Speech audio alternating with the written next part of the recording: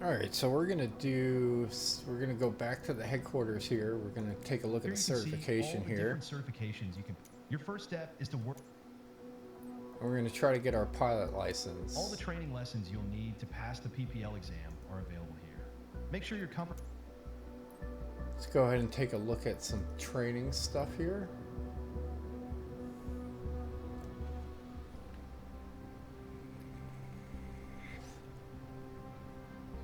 Basic camera stuff, very cool. Flight plan.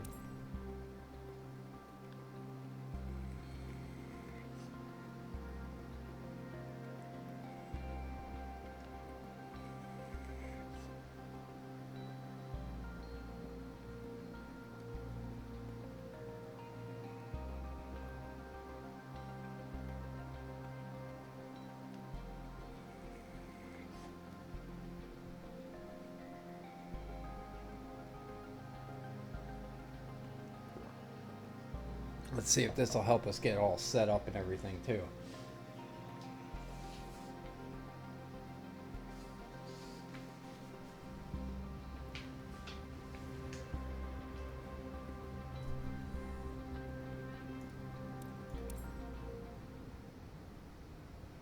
Welcome to Sedona. I'm Captain Jess Molina, and I'll be your instructor. For this lesson, we're going to start on the ground and focus on some basic concepts. Fundamentals every pilot needs to know before hitting the skies. This is your plane, a classic, the Cessna 172. Take a look around it. In the simulator, anytime you want, you can easily switch to cursor mode. The cursor is handy for interacting with menus and cockpit controls or instruments. As you can see, activating the cursor also displays the toolbar at the top of the screen. The toolbar is a quick access menu that allows you to control various aspects of the simulation. Try to find and open the controls panel. The controls panel is a useful reminder of the button layout for the devices you're currently using. Now try to find and open the camera panel in the toolbar. The camera panel allows you to access the various views and camera modes of the simulation. Go ahead and close all the panels for now. In front of you is the yoke, the primary means of controlling the aircraft. In the simulation, you will be controlling the aircraft with your peripherals of choice. So, let's hide the yoke for now. Alright, as we've seen, when you want to look around you, it's easy to rotate the camera. But you can also move it freely in the cockpit to get a better view of anything you want to see, even through a window to look outside.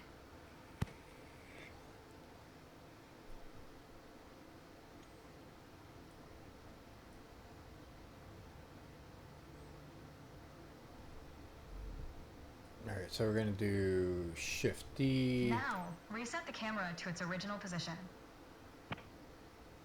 Shift Space. Alright, that covers all the main camera functions available in the simulation.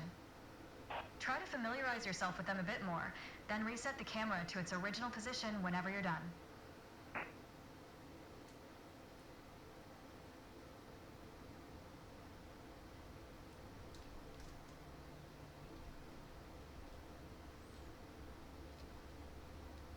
Alright, so we can zoom out to the right. Great.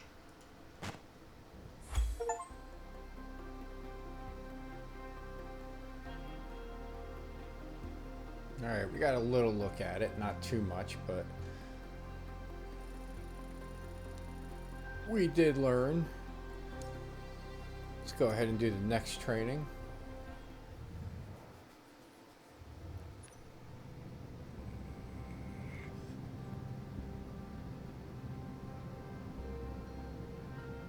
Yoke, the rudder pedals, and the throttle.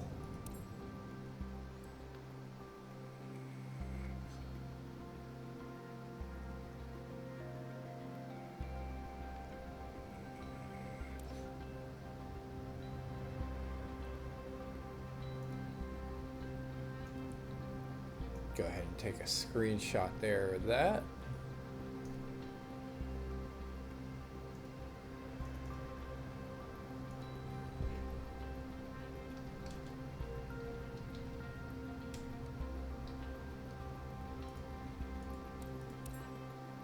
Let's get you familiar with the aircraft, a Cessna 172, and a few commands to navigate it through the skies.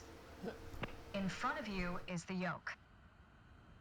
The yoke is like a steering wheel, more or less.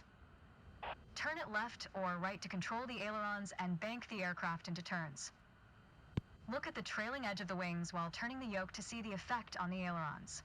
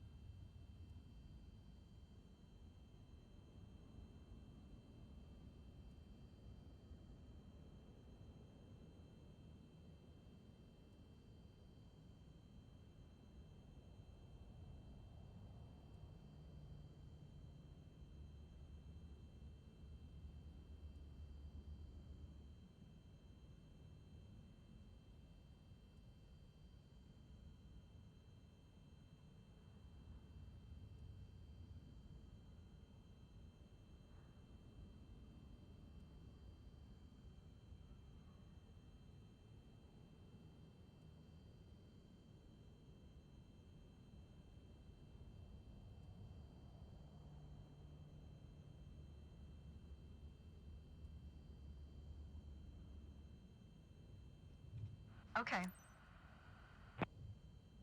Now, the difference between the yoke and a steering wheel is you can pull or push on the yoke. This controls the elevator at the back of the aircraft to make it climb or descend. Look at the horizontal stabilizer while you pull on the yoke. You can see how it affects the elevator. Nice. Down at your feet are the rudder pedals. They steer the aircraft when you're on the ground. The upper part of the pedals also control your brakes. In the air, they control the rudder at the end of the vertical stabilizer to yaw the aircraft. This is mostly for small corrections, for coordinating turns or compensating for a plane's tendency to pull left during takeoffs and climbs. Look at the vertical tail while operating the pedals to see the effect on the rudder.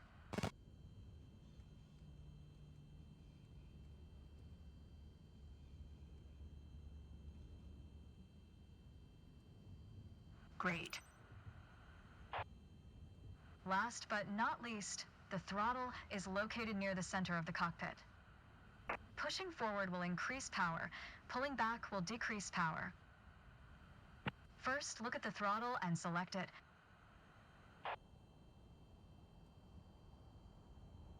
Keep it selected and push it forward to increase power.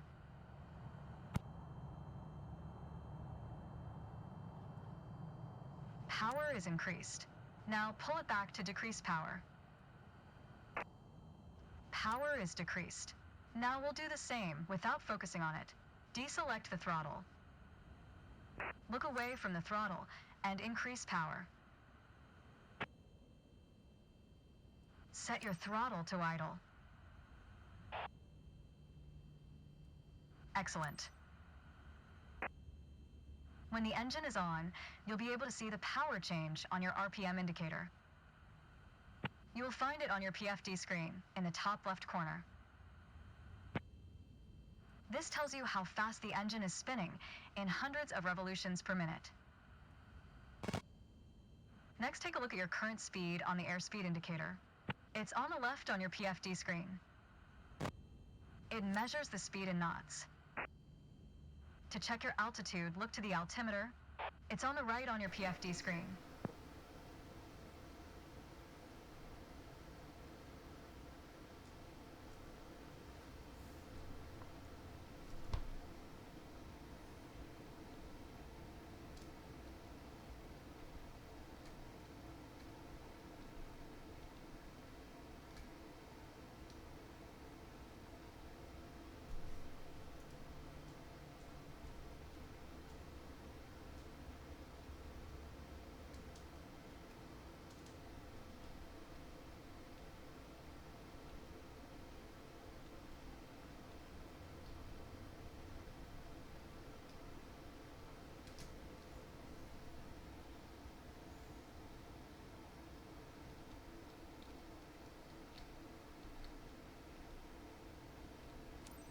Not all aircraft have integrated screens with all this information. A lot of them rely on analog instruments. You can find the analog versions of the airspeed indicator and the altimeter just above the throttle. They are respectively on the left and right.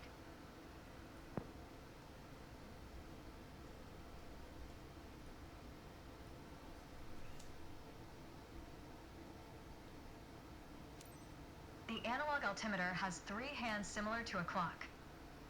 The long, thick pointer indicates 100-foot intervals. The short, thick one is 1,000-foot intervals, and the long, thin one counts 10,000-foot intervals. That's all for today. Next time, we'll see how it feels in the air.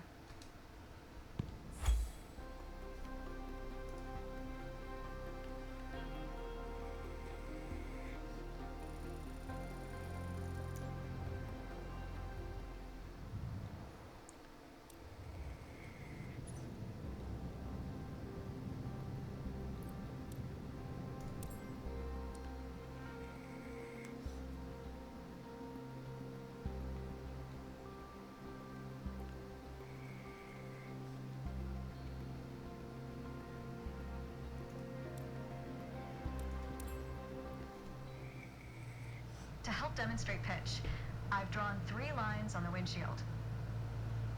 Notice how the middle line matches the horizon while we're flying level? This is the cruise attitude. The lower dotted line is the climb attitude, and the upper one is the descent attitude. Let's dig deeper into what that means. Pull back gently on the yoke until the climb attitude line matches the horizon. Then maintain that attitude.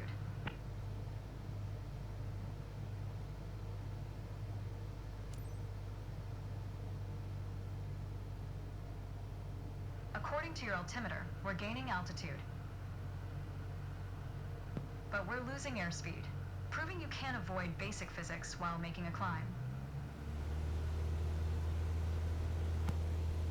That's good.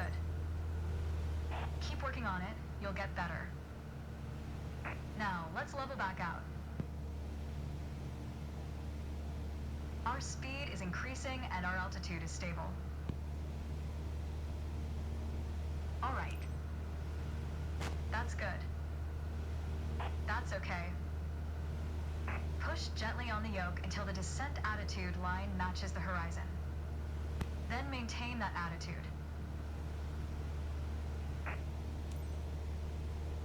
As expected, with a nose-down attitude, our altitude is decreasing while our speed is picking up. Great. That's good. Keep working on it, you'll get better. Okay, bring us back to level flight.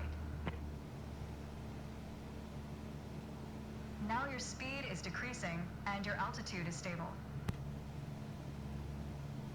Nice. That's good. That's okay. Try to make only small adjustments to your pitch to avoid overcorrection.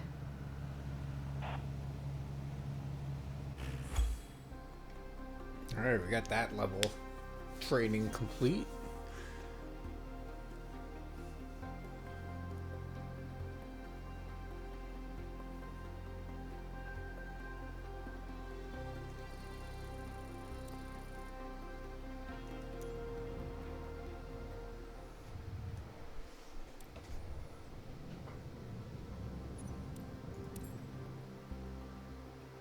Alright, we'll do some turns or rolls.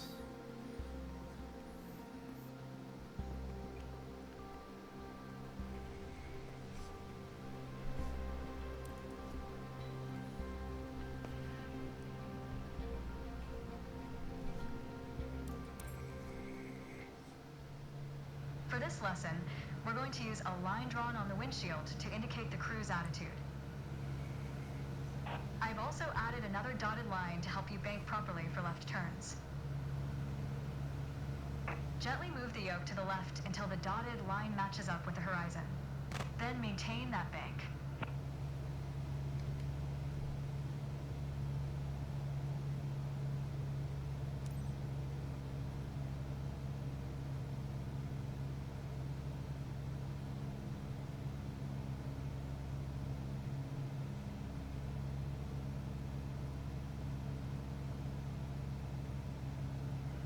That's good. Watch your altitude. It wasn't constant during the turn. Now, let's see you level back out.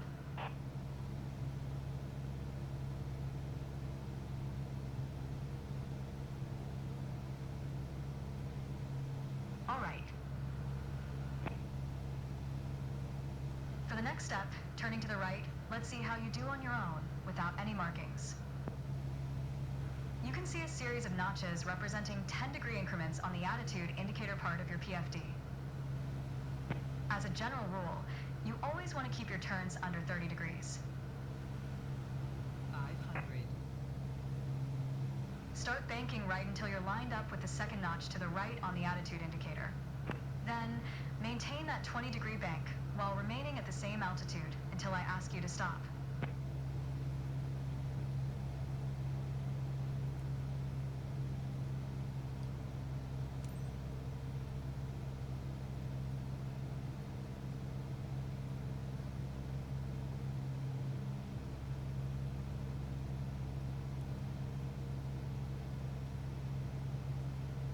Keep working on it, you'll get better. Keep working to maintain a constant altitude during the turn. Level us back out now.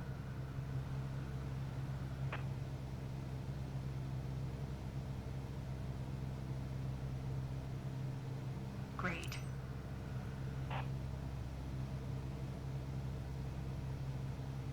Small corrections on the yoke will lead to more accurate turns. All right, training complete.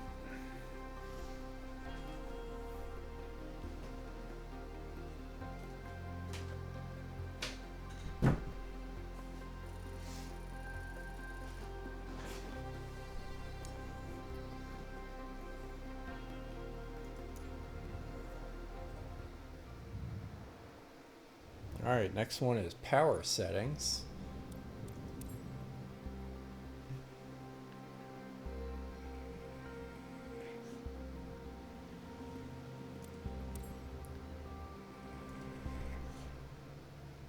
Let's talk about the throttle. If you have the need for speed, then the throttle's for you. Full control over the power output of the engine. In the Cessna 172, that relates directly to the RPM displayed on the tachometer on the PFD. Pull back on the throttle to reduce RPM to 1800.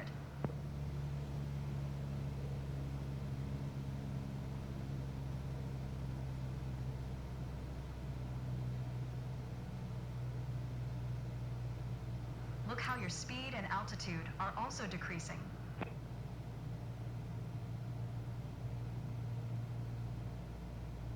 Excellent. Okay, let's throttle back up to 2,400 RPM.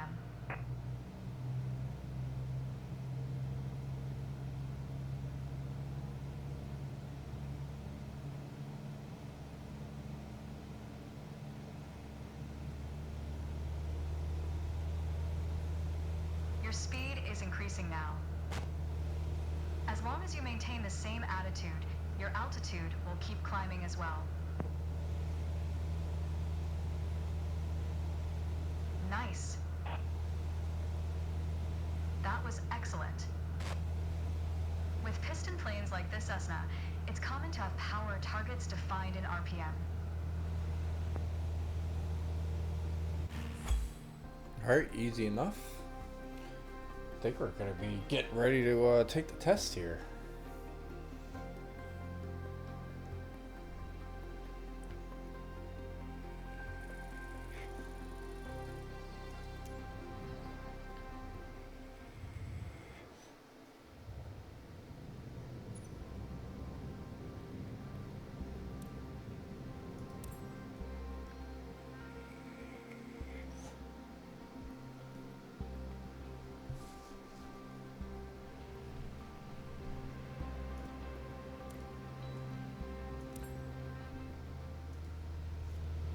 Maneuvering a plane through the air isn't a mystery to you anymore. Now it's time to test the skills you've learned. As you can see, we're cruising at 6,000 feet on a north heading of 360 degrees. Start by descending to 5,500 feet while maintaining a northerly heading.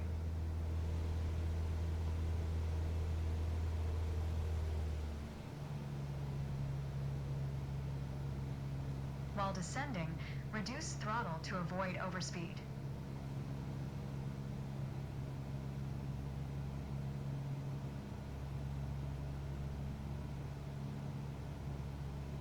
If your speed is in the yellow section of the airspeed indicator, it means you are overspeeding. Reduce throttle to idle and pull gently on the yoke to slow down. While descending, reduce throttle to avoid overspeed. That's good. Now, climb to 6,000 feet and turn to a south heading. On the Cessna 172, you need full power to climb effectively.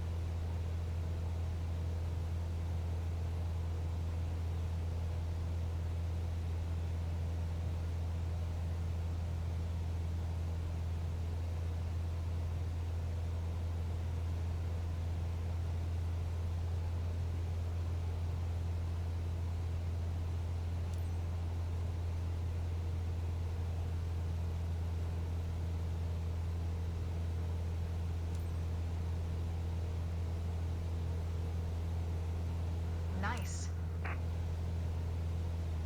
Alright, next exercise. Maintain your heading of 180 degrees, stay at 6,000 feet, and adjust your airspeed to 80 knots.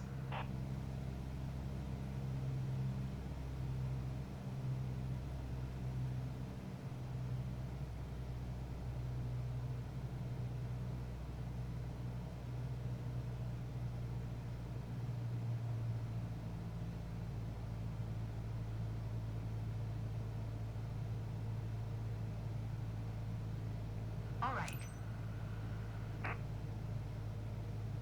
That was excellent. All right, training complete there.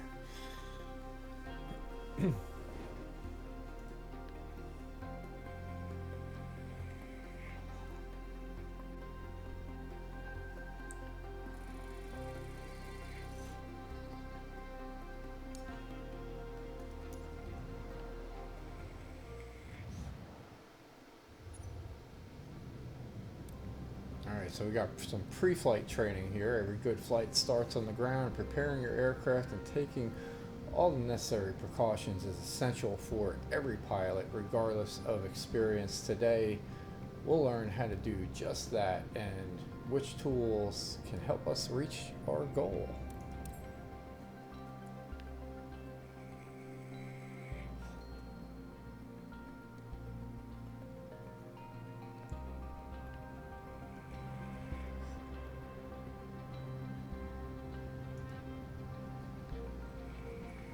Hello.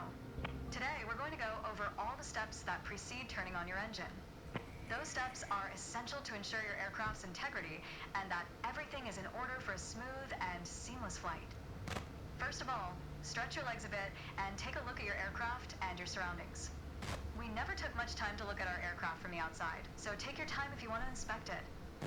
You might have noticed some extra bits on your aircraft. These are the covers and chocks.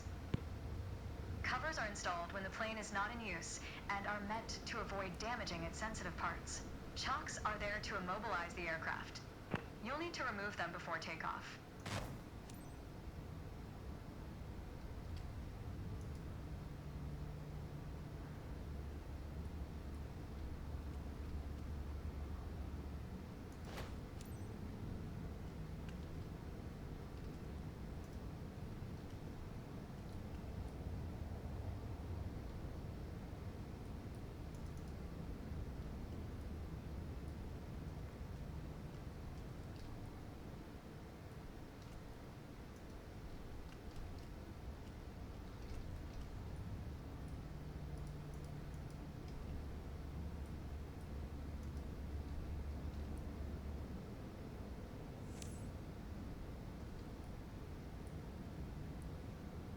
that was it. Remove.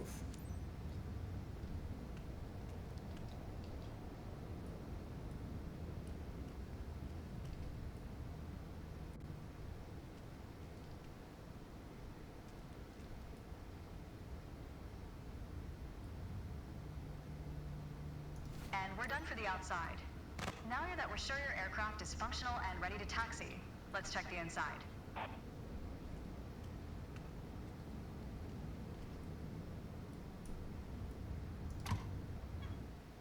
Let's get to the matter at hand.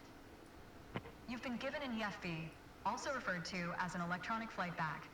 It's a tablet that stores critical flight information and is the ideal tool to prepare your flight plans and enhance your piloting experience. Open it and take a look. Feel free to follow a quick guided tour of its features.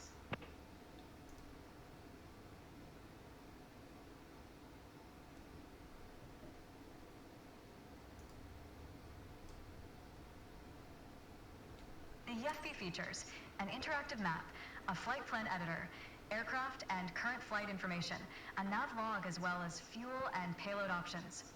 The EFB has plenty to offer, but if you want to get directly into the action, you can turn it off after you finish the quick tour.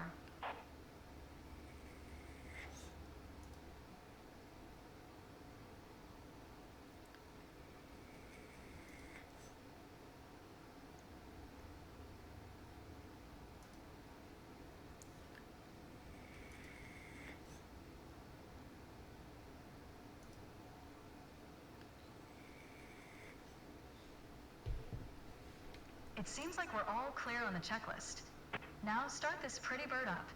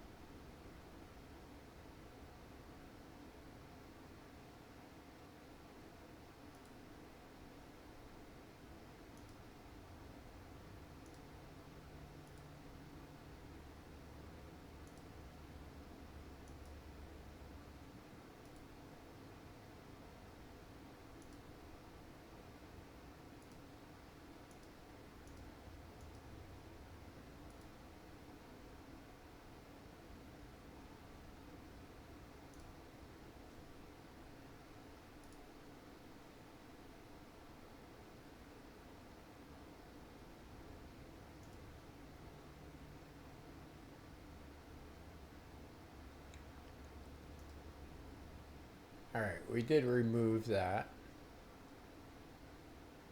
We got the parking brake is set. Ignition switch is off. Avionics is off. Master switch is all on. Let's go ahead and turn those on. Our primary flight display turned on. Fuel quantity level is correct. We got 73%. We're good. Low fuel and annunciators are not on, so that is good. Oil pressure annunciator is on. We're good. Low vacuum, low volts is good. We can turn off our master alternator and battery. Elevator trim is set to takeoff position 0%. Fuel selector valve should be set to both. Can we move this? Yes. So fuel selector is set to both. Boom. Our static air is off.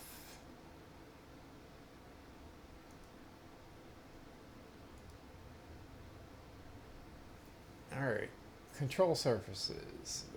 Verify security of attachment in general condition. That was getting out.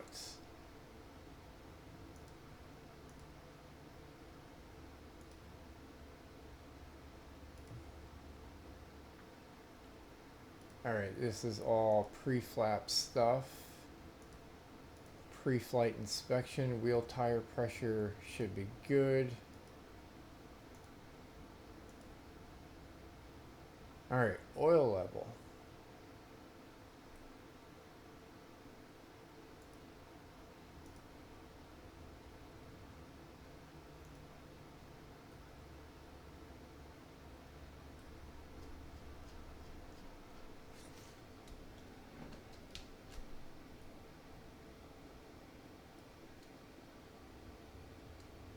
Is this exterior?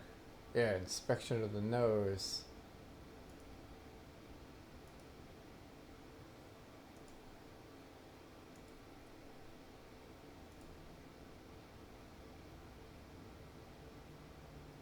All of this is exterior.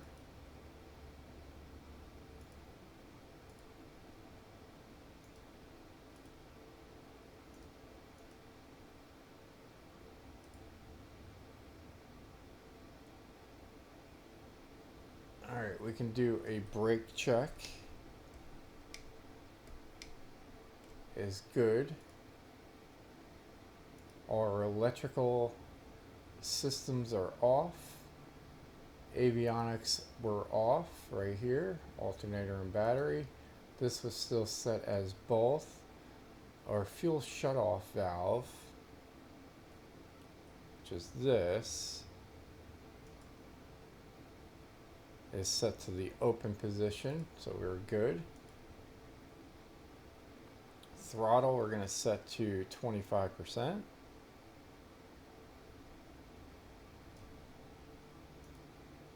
Our mixture should be cut off.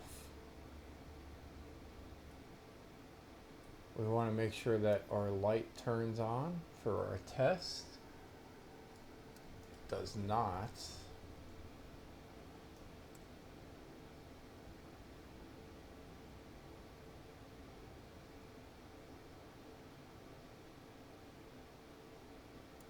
So we're just going to turn this on.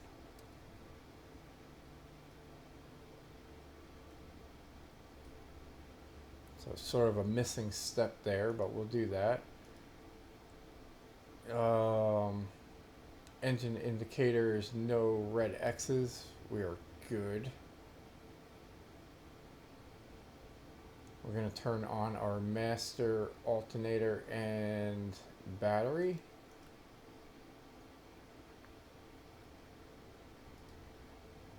Switch on our beacon light. If engine is cold, we need to do the auxiliary pump here, so we're going to turn this on to the on position.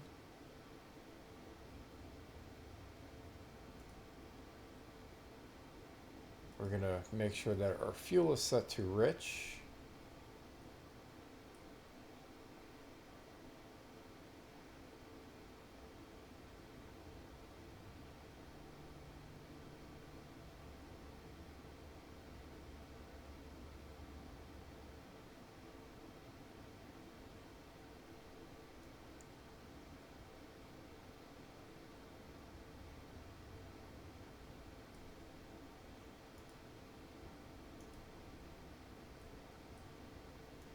Then we'll turn that off.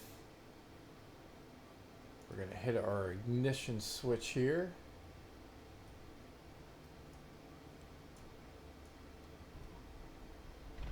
Now that we've covered all the preparations, let's get to the good stuff, shall we?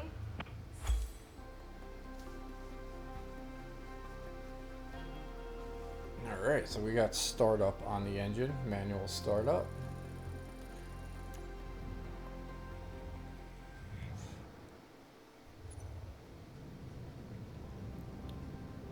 Then we'll do taxiing training.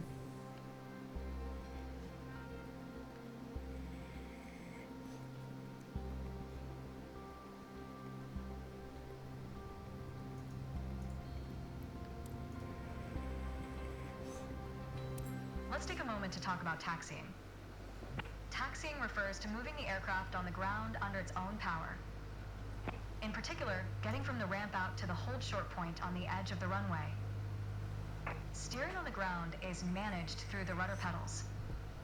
That's right, unlike driving a car, we turn by using our feet. Okay, ready? With the throttle idle, release your parking brake.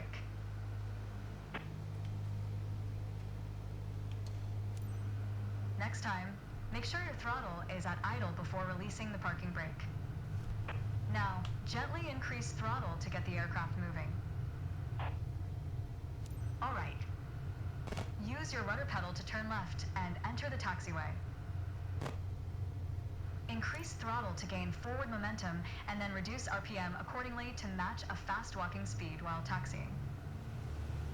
Now, test the brakes.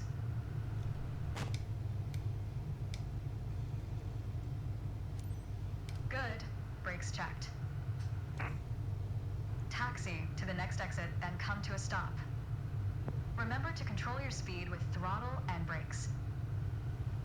See the crossing in front of us. Stop before it, as if traffic was coming off the runway. Ooh, we're slowing down. Unfortunately, one of your wheels crossed out of the taxiway. Taxi to the next exit, then come to a stop. Remember to control your speed with throttle and brakes. See the crossing in front of us. Stop before it, as if traffic was coming off the runway. Alright, we were just ahead of the game last time, so we'll go ahead and stop here on this one.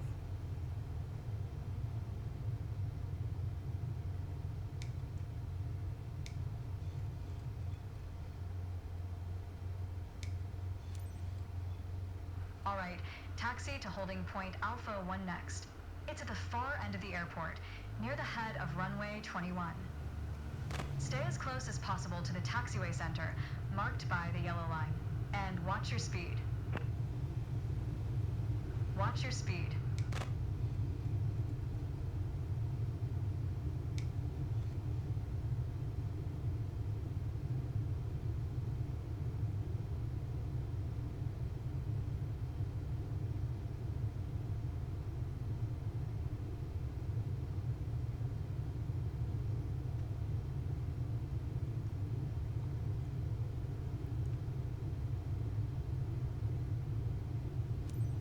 After the right turn, come to a stop before the hold short point, in prep for takeoff.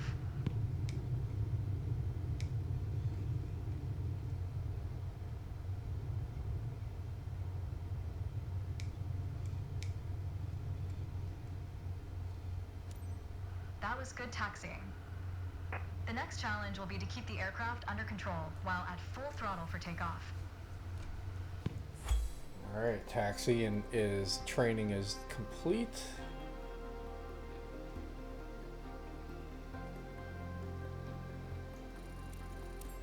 Ooh, I went back to certification.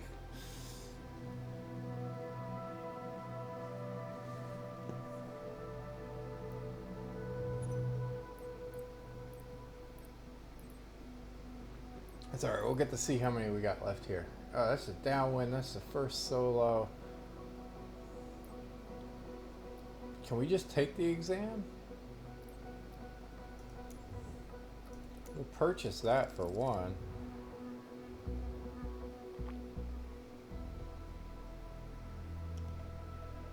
Alright, let's see if we can take the exam.